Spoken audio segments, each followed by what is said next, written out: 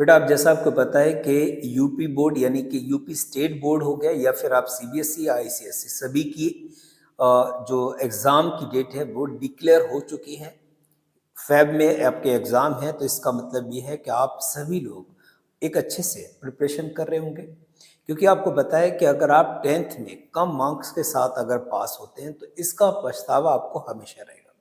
तो जो भी टाइम आपके पास बचा है इसमें अपना 100% लगाएं, 100% एनर्जी के साथ अपनी स्टडी करें। कुछ सब्जेक्ट में आपको प्रॉब्लम हो सकती है, इट मे बी अगर आपने मैथ अच्छे से नहीं किया है तो मैथ के कॉन्सेप्ट समझने में, मैथ की कैलकुलेशन को समझने में आपको दिक्कत आ सकती है। बाकी के सब्जेक्ट क्या हैं, आपके लर्निंग बेस्ड हैं। हिंदी आप अच्छे से लर्न कर सकते हैं, इंग्लिश आप अच्छे से लर्न कर सकते हैं। साइंस का बेसिक पार्ट है, आप केमिस्ट्री और फिजिक्स बायो में लर्निंग पार्ट है। फिजिक्स का काफ़ी हद तक आपका लर्निंग पार्ट है। कुछ न्यूमेरिकल हैं, उन पे थोड़ा-सा आप अगर बेसिक प्रैक्टिस करेंगे तो डेफिनिटली आप साइंस में भी एक अच्छा स्कोर कर पाएँगे। मैथ में आपको अगर अच्छा स्कोर करना है तो उसके बेसिक पॉइंट मैं आपको बता देता हूँ। अगर आप इस पर फॉलो करते हैं तो डेफिनिटली आप देखेंगे कि कुछ ही दिनों में आपका जो है ना स्कोर अच्छा होता चला जाएगा। सपोज़ करें कि अगर आपका इस समय सिलेबस कंप्लीट हो चुका है, चाहे आप कोचिंग में अगर हम बात करें, कोचिंग की आप ऑनलाइन ऑफलाइन कोचिंग ले रहे हैं, ठीक है। साथ ही साथ आपके स्कूल में भी सिलेबस कंप्लीट हो गया होगा। अगर सिलेबस कंप्लीट हो गया तो अब आप क्या कर रहे हैं, आप खुद से आपको क्वेश्चन पूछना है। आप एक टॉपिक उठाएं, उस टॉपिक को कंप्लीट करें, एनसीईआरटी से करें, कोशिश करें कि आप आरएस से भी कुछ क्वेश्चन जरूर लगाएं। इससे क्या होगा कि आपकी प्रैक्टिस होगी और प्रैक्टिस बहुत ही ज़रूरी है। साथ ही साथ जब आप प्रैक्टिस करते हैं तो आपको पता है कि आप प्रैक्टिस के साथ एक्यूरेसी और टाइमिंग दोनों को मैनेज कर लेते हैं। यानी कि आपको जो भी क्वेश्चन करनी है वो एक्यूरेसी के साथ करना है और टाइमली करना है। ऐसा नहीं है कि आपने ये देखा कि एक क्वेश्चन में मैक्स टू मैक्स 2 मिनट लगने चाहिए, लेकिन उसी क्वेश्चन में आपने 4 मिनट लगा दिए।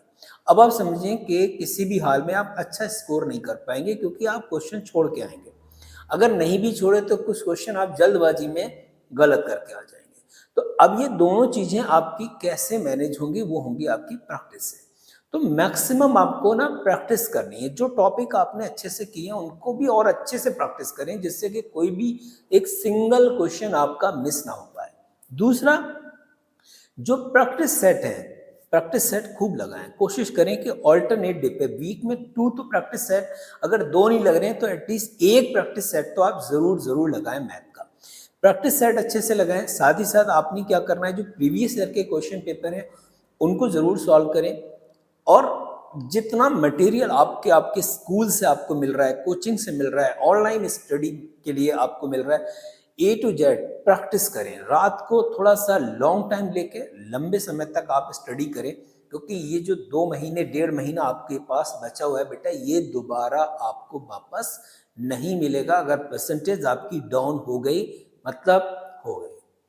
तो ये जो गोल्डन पीरियड है आपके लिए, इसको बिल्कुल भी आपको मिस नहीं करना है। एग्जाम के बाद आप भरपूर नींद ले लेना, कोई मैटर नहीं है, कोई आपको डिस्टर्ब नहीं करेगा।